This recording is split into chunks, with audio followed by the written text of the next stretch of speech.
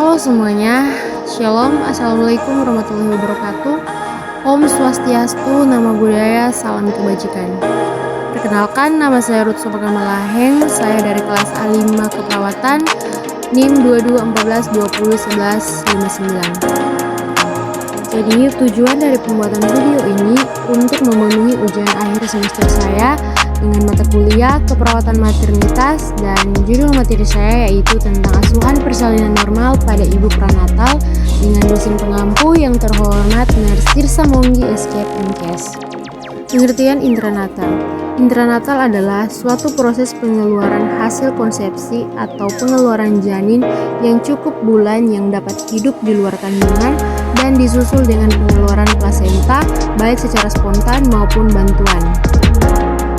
Tujuan persalinan. Tujuan dari persalinan merupakan upaya kelangsungan hidup untuk mencapai derajat kesehatan yang sangat tinggi untuk ibu dan bayinya melalui berbagai upaya yang bisa terinteraksi dan lengkap serta interview minimal dengan persalinan yang lebih kuat sesuai dengan tahapan ibu persalinan sehingga prinsip keamanan dan kualitas pelayanannya dapat terjaga pada tingkat yang sangat optimal. Jenis persalinan. Yang pertama, persalinan spontan, yaitu persalinan yang berlangsung dengan kekuatan ibu sendiri melalui jalan lahir ibu tersebut. Kedua, persalinan buatan, yaitu bila persalinan dibantu dengan tenaga dari luar, misalnya interaksi forceps atau dilakukan dengan operasi atau sesar.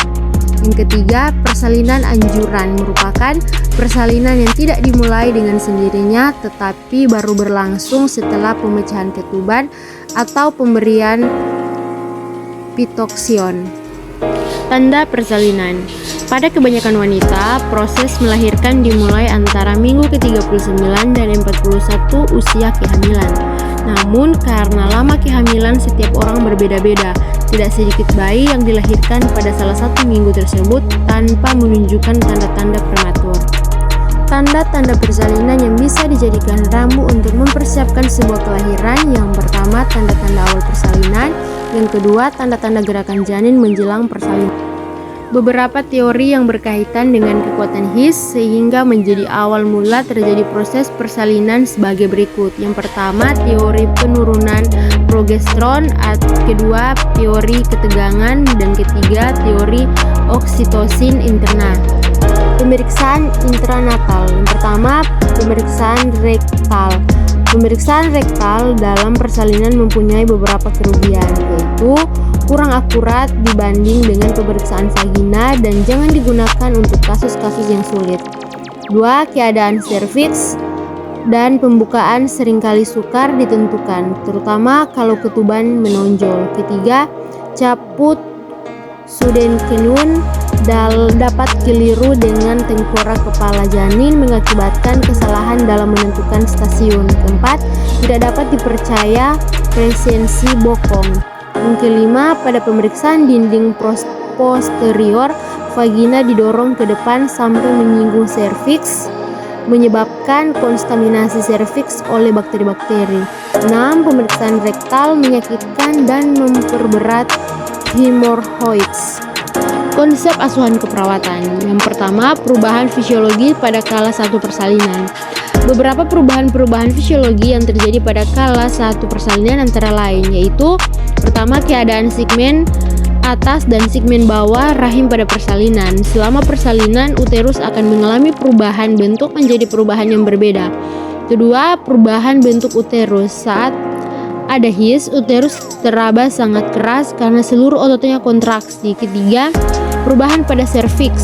Pada akhir kehamilan, otot yang mengelilingi ostium uterus intrumen atau OI ditarik oleh SAR yang menyebabkan serviks menjadi pendek dan menjadi bagian dari SBR. 4. Perubahan vagina dan dasar panggul.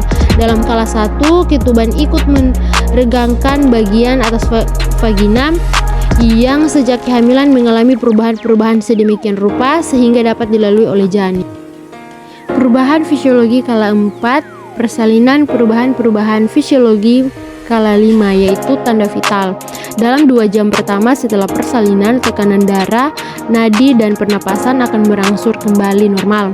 Suhu pasien biasanya akan mengalami sedikit peningkatan tapi masih di bawah 38 Celcius. Hal ini disebabkan oleh kurangnya cairan dan kelelahan. Jika intake cairan baik, maka suhu akan berangsur normal kembali setelah 2 jam. Kedua, gemetar. Kadang dijumpai pasien pasca persalinan mengalami gemetar. Hal ini normal sepanjang suhu kurang dari 38 dan tidak dijumpai tanda-tanda infeksi lain. Gemetar terjadi karena hilangnya ketegangan dan sejumlah energi selama melahirkan dan merupakan respon fisiologi terhadap penurunan volume intraoptimal serta pergeseran hematologi. Dan ketiga, selama 2 jam pasca persalinan kadang dijumpai pasien merasa mual sampai muntah. Atas hal ini dengan posisi tubuh yang memungkinkan dapat mencegah terjadinya aspirasi korpus oleoneum ke seluruh pernapasan dengan setengah duduk atau duduk di tempat tidur. Beberapa perubahan fisiologi ibu yang terjadi pada kala 5 antara lain yaitu perasaan lelah karena segenap energi psikis dan kemampuan jasmaninya dikontraksikan, dirasakan emosi-emosi, kebahagiaan dan kenikmatan karena terlepas dari ketakutan, kecemasan dan kesakitan. Meskipun sebenarnya rasa sakit masih ada. Dan yang kedua, rasa ingin tahu yang kuat akan bayinya bisa menjadi masalah yang serius yang dapat meningkatkan morbiditas dan mortalitas perinatal serta menyebabkan infeksi pada ibu hamil. Kesimpulan persalinan. Kesimpulan persalinan adalah di mana pasien mempersiapkan persalinan atau mempertahankan dan memperkuat dirinya dalam persalinan serta perawatan pada bayi atau anaknya. Itulah penjelasan dari saya, semoga bisa bermanfaat untuk kita semua. Saya Ruth Sobat Amalahem, pamit undur diri, terima kasih.